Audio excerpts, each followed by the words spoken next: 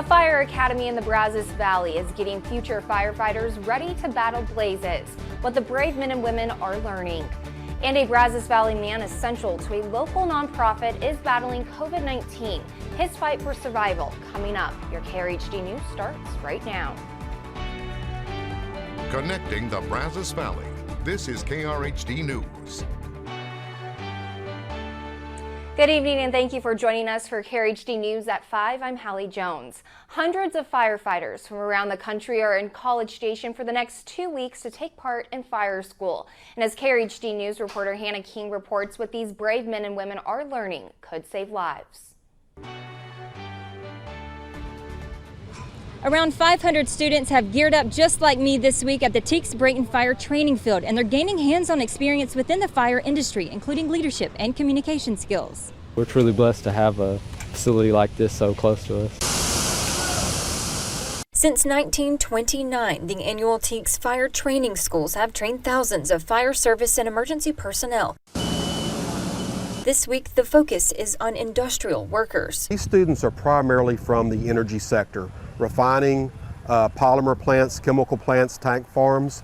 So they're people that produce a product. So far it's been great. Got world-class facility, world-class instructors, a lot of learning opportunities. Joe White, who works for the Dow Chemical Company, says he is here learning how to continue to keep himself, his plant, and his coworkers safe. Being able to actually simulate real-life events that could happen in the process units back at home. Chief of the Teeks Fire School, Gordon Lohmeyer, calls it a one-stop shop for emergency responder training. We typically train about 120,000 first responders each year, staggering number. This week, industrial. Liquefied gas fires. We have both flammable and combustible liquid fires. We have storage tank firefighting, vehicle fires, chemical complex fires, pipeline fires. Next week, municipal. Same type of format as this week, different audience. So we'll see both volunteer firefighters, we'll see paid firefighters, we'll see some international customers, and we'll see some out-of-state customers as well. Lohmeyer proud and pleased to have customers back after last year's cancellation due to COVID. What are you feeling? Oh, we're pumped up. We're excited. We're glad to have our customers back in a face-to-face environment. There's no other facility in the world that can do what these people do out here. In College Station, Hannah King, KRHD News. According to the Texas Commission on Fire Protection, there are over 15,000 firefighters currently serving Texas. College Station currently has 153 appointed personnel serving that area. The city of Bryan currently has 135 firefighters serving the area. Right now, weather conditions are hot and dry on the West Coast, increasing the risk of wildfires. But in Texas, we're experiencing unusually cooler and moist temperatures for this time of year. This has decreased the potential for wildfires in the Lone Star State. So Texas A&M Forest Service has deployed a total of 70 personnel across neighboring states to help with wildfire response. A Brazos Valley man who is a critical piece to local nonprofit group Still Creek Ranch is in the ICU battling COVID-19. As KRHD reporter Rachel Espaillat shows us, the group is trying to lift up both him and his family.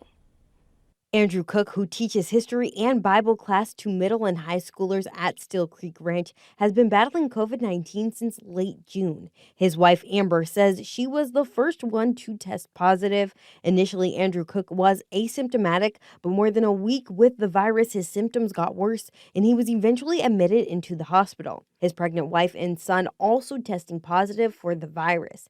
Now, Cook has spent weeks in the ICU on a ventilator, showing signs of improvement, but his friends and family are still asking for prayers along his road to recovery. This has been going on for many weeks now, and we anticipate that he probably has many weeks ahead of recovery, but that's what we're praying for, is that he'll be fully recovered. There is a meal train arranged to help the Cook family, and his loved ones are continuing to ask people to send thoughts and prayers. In Bryan, Rachel Espaillat, KRHD. With all the drama surrounding this year's special legislative session, many of the initial items needing attention are getting largely overlooked. Our Dennis Turner investigates what's happening with the 10 other items that aren't going anywhere. From the minute Texas Democrats went wheels up from the Lone Star State, headed from the Texas Capitol to the